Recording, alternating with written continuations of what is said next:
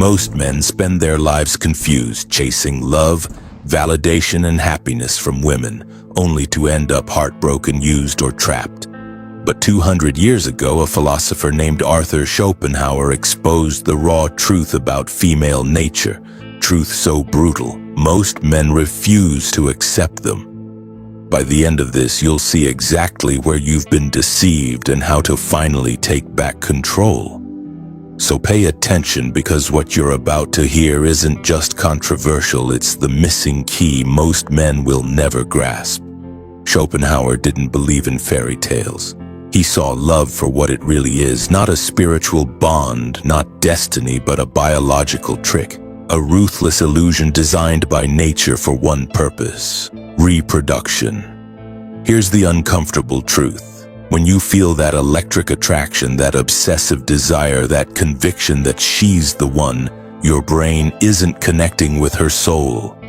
It's calculating, subconsciously assessing fertility, genetic compatibility, survival advantages in women. Their attraction works the same way, just with different priorities. Schopenhauer wrote, "Love is the ultimate goal of almost all human effort. It is more important than anything else in life." But he didn't mean that romantically. He meant it as a trap, a fleeting chemical high that fades the moment it serves its purpose. Think about it. How many men have destroyed themselves for a woman who later walked away without a second thought? How many marriages crumble once the passion evaporates? That's not coincidence, it's nature's design. Women don't choose men based on fairness, loyalty, or even logic. They follow an ancient selection program hardwired to seek status, security, and genetic superiority. A man's devotion means nothing if he can't provide these. Schopenhauer saw this clearly. Women are rarely guided by reason. They are ruled by instinct and emotion. This isn't misogyny, it's observation. Look at dating apps where 80% of women compete for the top 20% of men. Look at divorce courts where commitment is rewarded with financial ruin. Look at history where kings died for mistresses who betrayed them.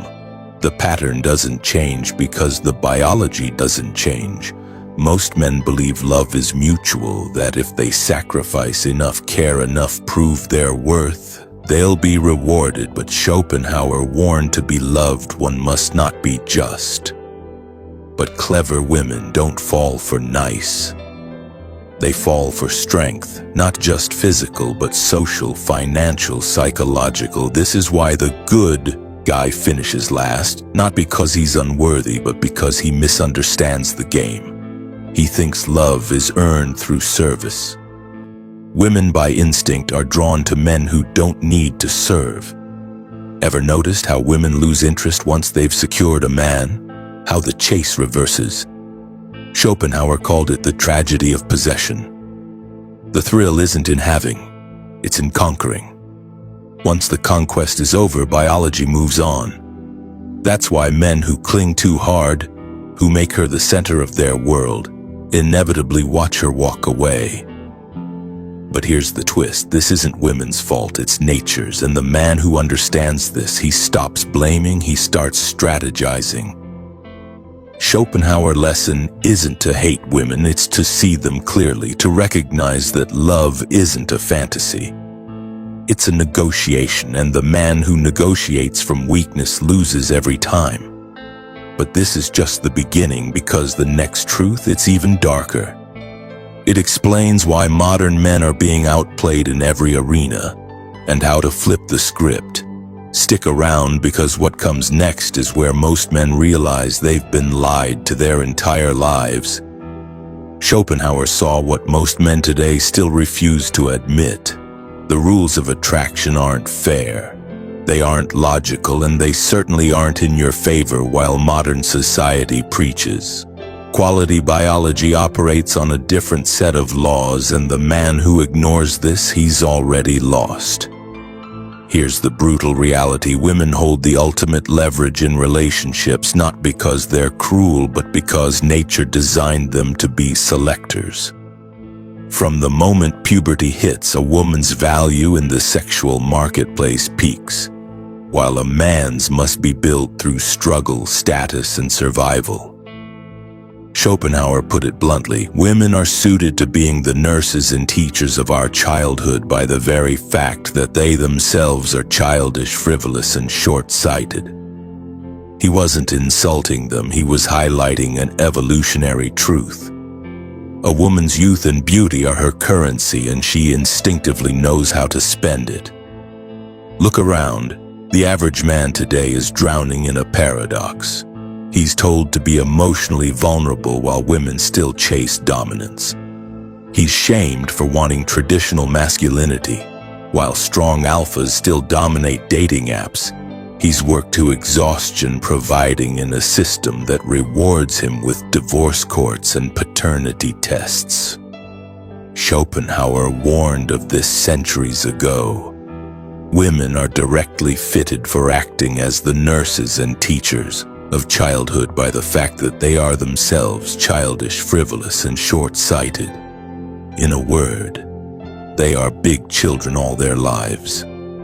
But here's where it gets dangerous. Modern women haven't just embraced their power, they've weaponized it. Social media has turned attention into an economy, and the average man is the unpaid laborer.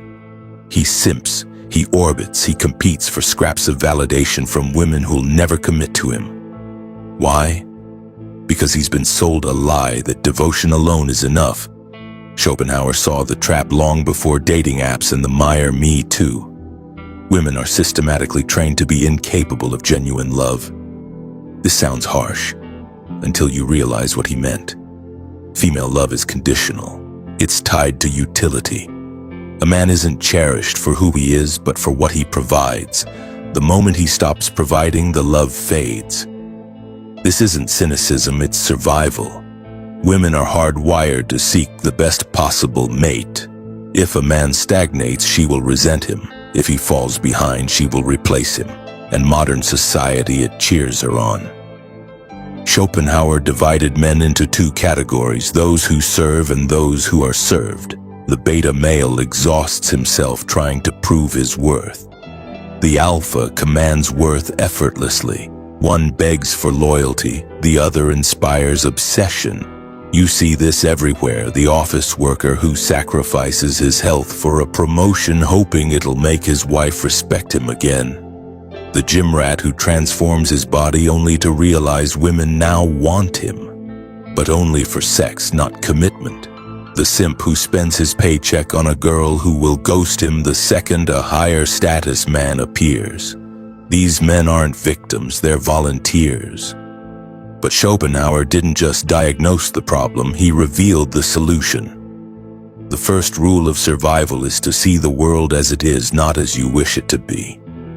The man who thrives today isn't the one who clings to outdated romanticism, it's the one who masters the game. And the final truth, the game is rigged, but only if you're playing by the wrong rules. This is where most men give up, because the next truth is the hardest to swallow. It's not about women, it's about you, and the moment you face it, everything changes. Schopenhauer uncovered a disturbing truth that modern psychology now confirms. Women don't compete like men. They don't challenge you directly, they don't flex their power where you can see it. Their greatest weapon is invisible, instinctive, and devastatingly effective emotional influence. While men fight with fists or logic, women wage war through perception. They don't conquer, they manipulate reality itself. Consider this: when a man wants something, he demands it. When a woman wants something, she may. You believe it was your idea. Schopenhauer saw this clearly. Women are adapted to a sedentary life by their lack of physical strength and to the care of children by their natural inclination. Hence, they live more in the present than men, but this present moment focus gives them a dangerous advantage. They read micro-expressions, tone shifts, and social dynamics with near supernatural accuracy. A man thinks he's having a conversation, a woman is conducting an interrogation. Modern men believe they're in control of their relationships. They're wrong from the first date to the divorce papers. Women guide the interaction through subtle tests most men fail without realizing it. The compliance test, how quickly you rearrange your schedule for her. The frame test, whether you stand your ground or cave to her emotions. The investment test, if you chase more than she does. Schopenhauer warned women are instinctively crafty and have an innate talent for deception. This isn't evil. It's evolutionary programming in a world where physical strength didn't secure survival.